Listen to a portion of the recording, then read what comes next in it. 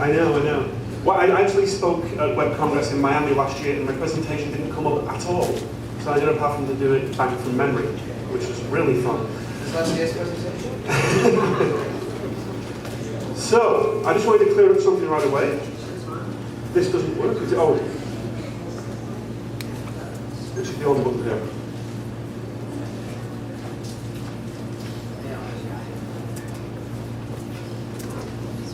There we go. So let's clear something up right away. I do not have a Saturday night HBO show.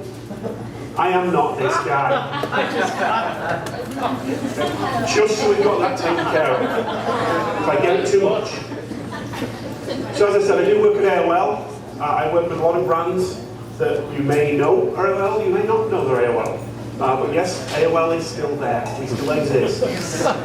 Huffington Post is one of our brands. We've had them now for about 3 years, just over 3 years. I also write for Search Engine Watch, who Mike used to run. I teach at Georgetown University, and I'm also on the board of directors at Sempo, along with Mike. So let's get into this. Let's start talking a little bit about social voice. So we're going to cover a lot of things today about, doing social right, doing social wrong. The first thing we want to do is make sure that you have the right voice. When you think about the CIA, you think about what the CIA is. You think about how they should be on social media. Well, it's surprising that they are on social media, but they jumped on 2 weeks ago, and this was their first tweet. And that's an absolutely fantastic tweet that encapsulates what the CIA is all about. When you think about hockey, I'm sorry for you Rangers fans to put the LA Kings up there. I know it's still a little raw. But when you think about hockey, you think about feistiness. You think about having a bit of fun. And that's kind of how the LA Kings go with their Twitter account. They make fun of the New York Devils. I'm a Flyers fan. I like that they make fun of the New Jersey Devils. They lose to the Penguins and say, hey, let's go grab a drink later. And, they're not that thrilled about going into double overtime, even though they eventually won. Who has been watching the World Cup? Who knows what happened yesterday?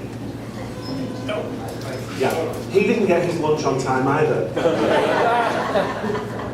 So that would be Luis Suarez. And this is actually from our UK Huffington Post. I thought that was a fantastic headline. Huey Lewis and the Blues. Now, of course, this one out there, last year everyone knows about the Super Bowl, the lights went out, so Oreo came out, they put the tweet out about you can still enjoy Oreos in the dark. Well, people are now looking for ways that they can use their brand voice, they can tie into these types of events. And I thought this was absolutely the best one yesterday. Next time you don't need to grab Snickers. More satisfying than Italian. I thought Snickers did a really fantastic job with that. Other brands, if you think about the type of brand you're on, it might be something that's not that sexy. Think about Pepto-Bismol. That is not sexy. But Pepto-Bismol, with their account, they're going out there and they're talking about people overeating. Hey, that's their user base. Why are you following Pepto-Bismol? I don't know, but that's kind of their voice. That's their brand. They're the ones you turn to after you've been out there overeating. There is the danger, though, that you can take your voice a little bit too far in the wrong direction. When I saw this tweet, I was like, hey! And they got responses along that, which I thought some of them, there were some very amusing ones. I thought it was probably the best one. They basically said, no, don't do that. Don't even bring this topic up online. So you've got to be very careful when you're talking about your voice, and you're making sure that you're getting things just right. So let's talk about the things that work in social today. And I'm sure we all see these clogging up our feet, and we hit our heads on our desk all the time. All these awful quizzes. All these open-ended things that make you to a video that you've got to click on it just to see what it is, because they pique your curiosity just that much. And then, of course, all the lists coming from BuzzFeed. And then you get into the things What the hell does this have to do with the radio station? Why are they asking you to share a Pyrex dish? It's nostalgia. They're just into these sharing triggers. That's all they're doing. So what you want to do is actually think about what you're trying to do with your social media. What are you trying to do? Obviously, one of the things you're trying to do is go out there and get traffic. There have been studies that have done that have talked about social 4 or 5 years ago was mostly about user engagement, mostly about just trying to build the brand. Now it has moved more into that driving traffic to your sites. And you do have sites like BuzzFeed and Upworthy that are actually doing that really well. So you've got to think about what are your goals? What are you trying to do? Are you trying to drive that traffic to your site? You don't want to do it again at the expense of your voice. If you are a hip-hop music site, why the hell are you posting stuff about Toyota recalling floor mats? It doesn't make sense. It's going to alienate your user base. Sure, you might get some extra clicks from these topics that are hot right now, but how is that going to help you in the long run? It's not.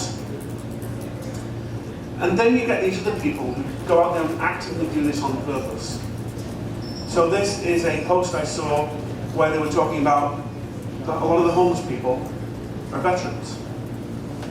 You see that's Britain's first. Please share this if you wish to wish Prince William a happy 32nd birthday. Because of course he's going to go to their Facebook page to see how many people have shared it. It doesn't make any sense. Why would you be sharing this? Only you can stop shelter killing. Share this post.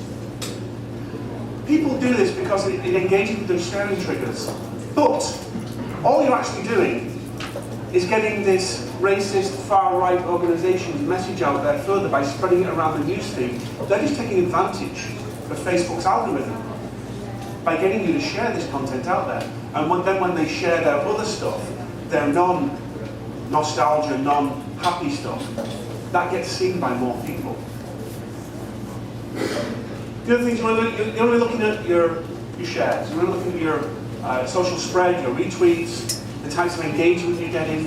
But you've got to be thinking about how you're trying to get all this information out there. You want to make sure that you are not piggybacking on solemn or unrelated events. Nelson Mandela passes away. It's a sad occasion for the world. So what do? You plug your movie. Or you plug your health clubs. How does that help your brand? It doesn't. People just get upset with you. So you've got to be really careful about doing things like that. MLK Day. It's a holiday over here. It's a fairly solemn thing. So what do brand marketers do? They go out and say, oh, well, he talked about having a dream, so since we sell a sleep aid product, let's go say it's the day for dreaming.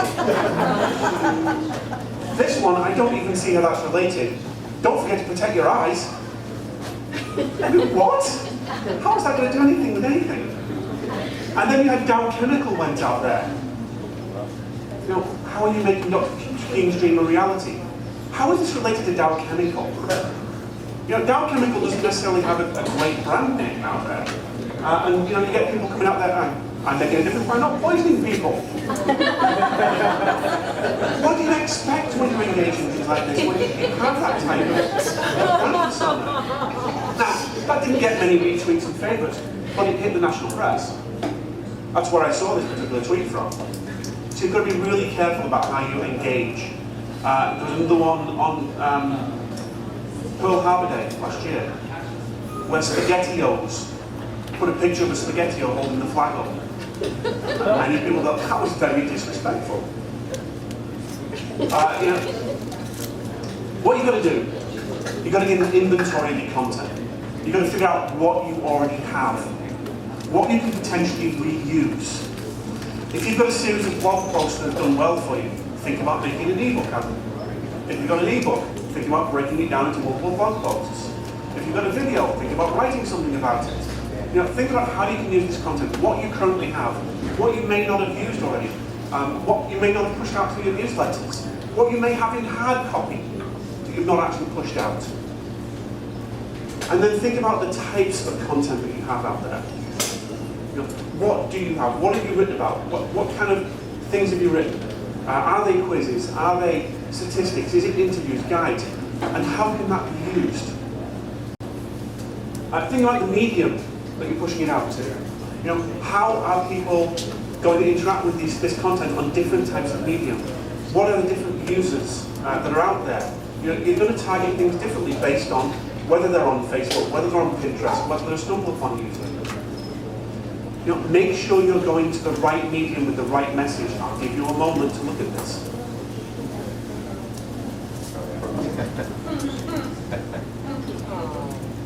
Yeah.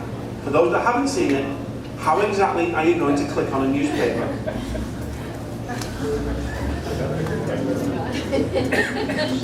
I mean, it's great that they had this content out there. At least they had the phone number. But yeah, that's just not going to work for them. Also, be careful when you're sharing content across multiple mediums. Okay? So this is Governor Nikki Haley last week pushed this out to Instagram. South Carolina made history this year by passing education reform. We will no longer educate children based on where they are born, and so forth. They then took this and cross-posted it to Twitter. What's the difference between posting to Instagram and posting to Twitter? Twitter has a character limit. So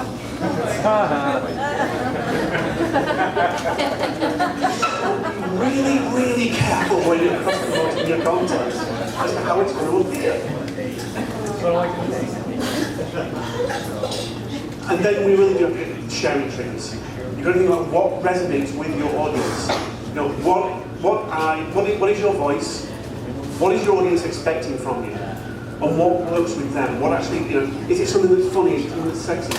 We did a study on millennials at AOL last year, and we found that millennials like videos that are funny and unbelievable. So that's maybe the type of content we want to target if we're targeting millennials.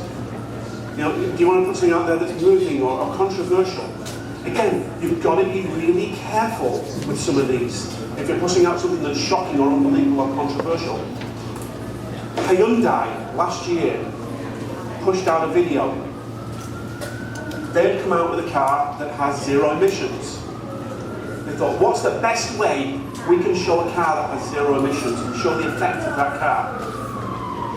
So they pushed a video out there of a guy walking to his car, taking his hose pipe, putting it in the tailpipe, pulling it around the front, putting it through the window, sitting down and turning the car on. And he let it run for a few minutes. And then he realised, oh, I'm not going to die, I'll just go inside. And off he walked. Believe it or not, there were people who had had family members that had committed suicide within cars that weren't happy about this and didn't take this very well. So Hyundai had to come out and apologise about that. And there are other sharing triggers as well, random, cute, disgusting, nostalgic, and so on. If you haven't seen this, as Wally said, the presentation is going to be shared. This is a really great periodic table that e-consultancy put out about 2 months ago. I'd really take a look at this. Let's talk about when things go wrong.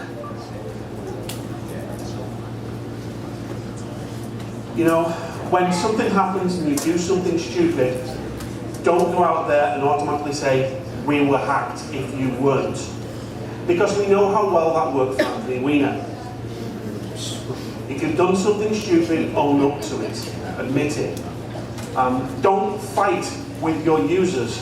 Don't tell them, just unlike the page if you don't like what we wrote. Stop shopping with us, we'll understand. Because all you're doing is alienating those people that have helped you get to where you are now.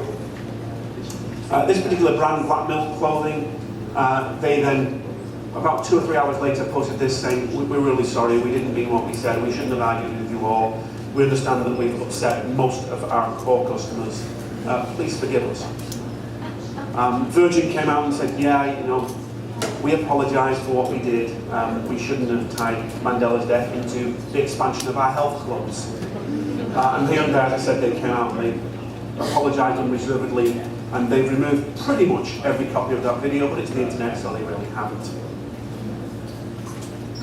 And then the last thing I want to talk about is connecting with influencers, which gives me an excuse to use this picture of Dirk Benedict.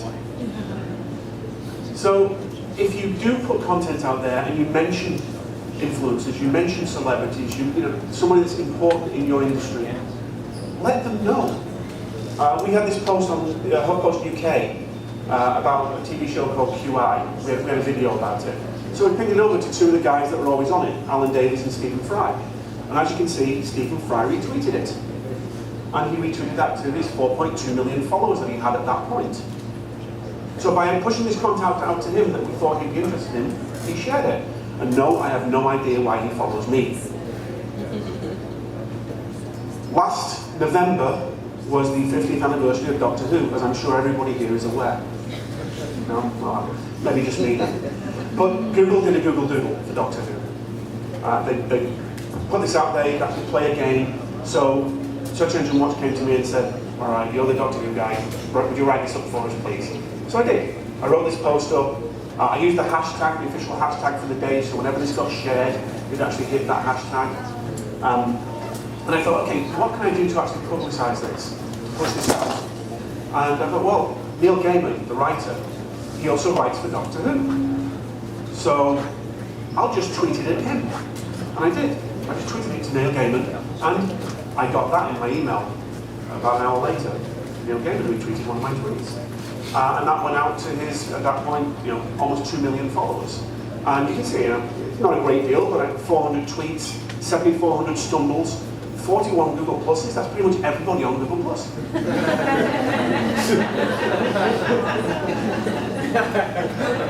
We pushed the post out there about Ricky Gervais and kitten research at Cardiff University, and we forgot to tweet it at him. We forgot to let him know that this was there. So he actually found it himself, and he tweeted it out there. And that again went out to his 3 million followers, it got 2,000 retweets. So these celebrities and influencers, you definitely want to connect with them. I was at a conference in New York in May, and this is Matt Mullenweg, who is the CEO, the billionaire CEO of Automatic, WordPress. I took a picture of him, put one of his quotes up there, and he retweeted that. Yeah, okay, only 67,000 followers, but it's people that are interested in hearing what he has to say. And then following up from him, we had the cast of Silicon Valley on stage. So I took a picture and tweeted that out. And HBO retweeted that. So, these people are actually looking out there for when something's mentioned about them. You don't necessarily have to find them, but if you can find them, if you can connect with them, that absolutely works much better. You don't have to have content for them. You can just start and have a relationship with them. AOL Music pushed this out there, We're starting our day out with a John Cicada sing-along. No, John Cicada, would you retweet this? Would you share something for us? Nothing, just, hey, we're singing to your music. And he liked it, responded to it. And whenever we want to connect with him after that, we started to build a relationship with him. And that's his 859,000 followers. So of course what that means is you just target all the celebrities, right? Well, I mean, it works a bit for us with HuffPost because we have all these celebrities that blog for us, that write for us. But not every celebrity actually goes out there and tweets. I do tweet more than John Oliver. You want to think about the networks that you have, the influence that you have. I mean, definitely, your own writers. You want to make sure that they're pushing their content out to their networks. This is a post on ClickZ that Andy Betts wrote. And he pushed this out himself to his own audience. And he connected with influencers, with other people in the industry and said, hey, would you share this for me? If you find it interesting, would you pass this around? So you want to make sure that you're doing that. And also, sometimes it's people who are just in your industry. Tony Adam, I'm sure not many people in here know who Tony Adam is. Tony retweeted this post about TechCrunch. Well, Tony only has 13,000 followers, but he's an entrepreneur. He's a CEO, CMO at Entrepreneurial Wow. So this is someone who is like the core audience of TechCrunch. So it's somebody that we really do want to connect with. So again, it's not just the celebrities that we're looking for, it's those people that are out there that are connecting with us. And there are definitely tools out there that you can use to find out who your influencers are, who's sharing your content. This is through a tool I use called Simple Reach. And Simply Measured. Simply Measured shows you who has shared your content and how many clicks came from that particular person. So you can see, the top one had 76 clicks and they have 81,000 followers. The second one only has 547 followers and yet got 49 clicks. So So obviously he's more of an influence in that sphere. He has people that follow him that are more interested in the topic that he tweeted out, even though he barely has any followers. So you need to look at things like this. You need to look at your analytics. You need to figure out exactly what works and who you need to connect with. So to wrap this all up so you can all get some lunch, know your voice, know your audience, know your content. Get to know who your influencers are and connect with them however you can.